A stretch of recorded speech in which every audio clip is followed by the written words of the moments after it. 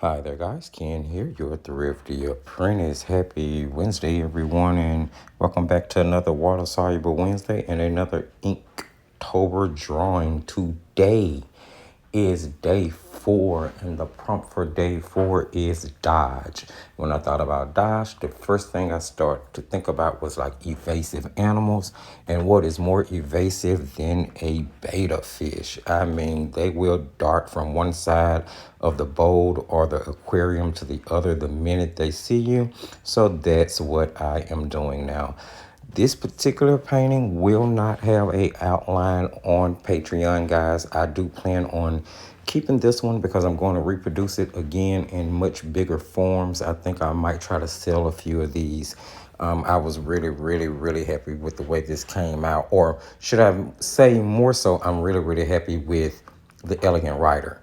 Now, this is an Elegant Writer pen that I'm going to be using in this composition. It's my first time using it in a composition on camera. I've practiced with it a little bit in the background.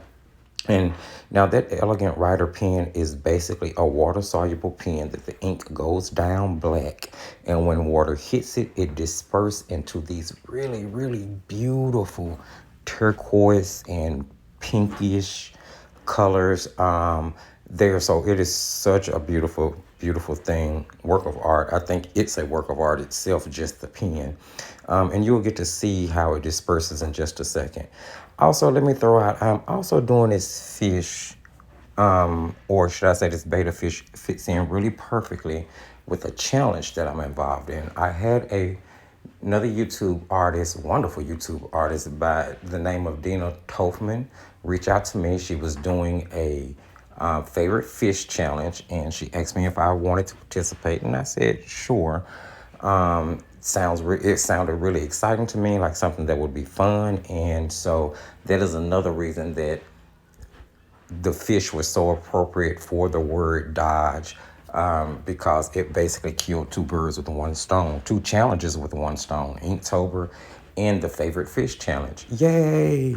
So now what you have seen me do is use my super black Creative Mark fine liners to fine line the fish, because I wanted the outline of it to stay and not move and go anywhere. Then I went in and started to section off the fins with the Elegant Writer pen. And I've taken my water brush and I'm spreading water throughout the area that I put those little lines from the Elegant Writer pen. So all of the color that you see being dispersed and spread out through the fins is coming from the pen. I haven't used any other medium at this point. Just look at how gorgeous those colors are. And I mean, you could really just do a painting with the Elegant Writer pen or a sketch and use water to disperse the ink in order to get color and just leave it at that, which I could have done the fish that way, but I did add a few more ink products to it, just to make it a little bit more mixed media, I guess. Now what you see me doing there is taking a paper towel. That's a really cool technique that you can do with the Elegant Writer pen. Once you disperse the ink with water, typically it shows up blue. Every now and then you'll get those sporadic pink colors. But if you take a paper towel and kind of, pat the blue ink once you disperse it, it won't lift out completely. The blue ink will lift and you'll be left with pink. So you'll see me use the paper towel throughout this composition in order to just kind of hit and miss here and there on the betta fish in order to lift away that blue and expose the pink. Now, I did realize after I colored the fish itself that I left out this little fin part, so I'm just going back in and I'm doing it the same way I did the rest of the fins.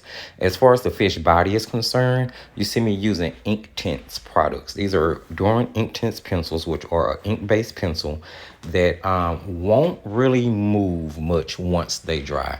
So after you wet them and they dry down, they don't do much moving at all. They'll kind of stay in place, which really makes them wonderful in mixed media work because they work well as like an underpainting to lay down color.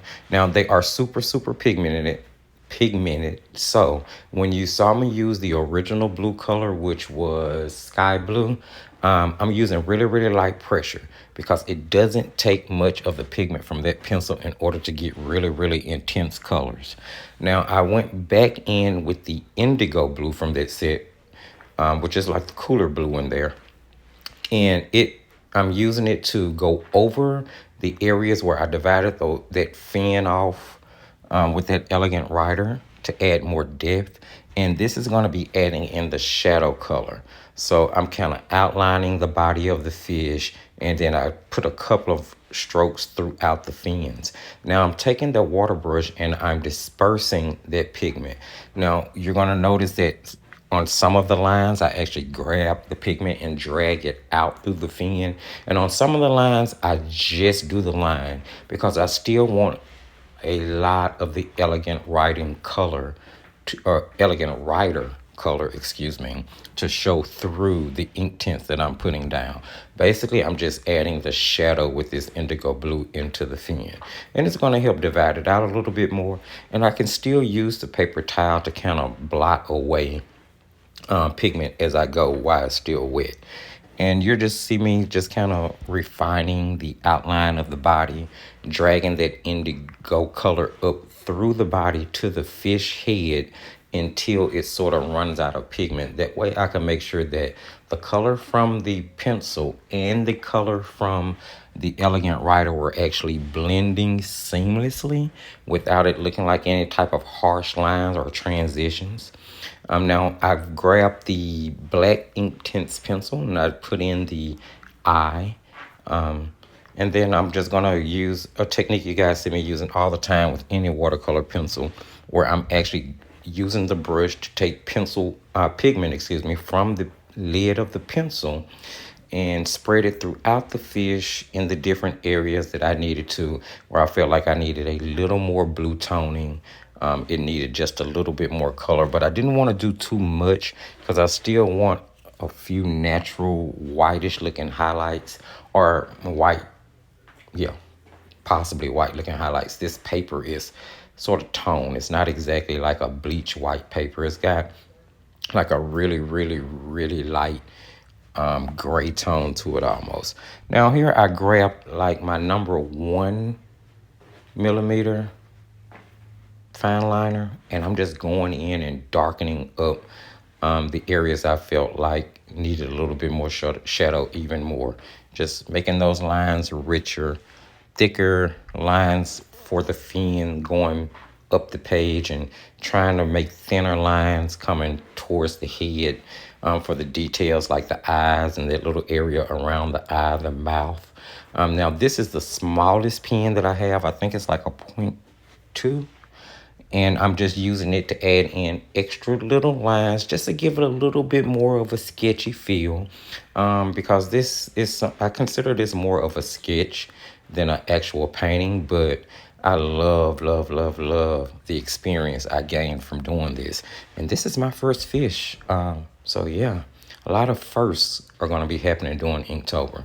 Now I'm taking the smallest pen that I have, and I'm just making like U's or like half circles, and I'm making sure that those circles follow the direction of the fish, based on the angle you would be looking at it or how the fish body is turned. So that's why you see me kind of pulling back and looking, then going back in, pulling back and looking, because I want to make sure that I keep those scales going in the direction that they should be going on the fish. And I'm just going to bring those all the way up to the actual fish head. And I felt like it just added the rest of the detail needed. Now here, I signed and I went to thinking to myself, I'm not quite done. I know I'm not. I need something else. So I grabbed my bleed proof for highlights. And once I get the highlights in, that's going to pretty much wrap it up.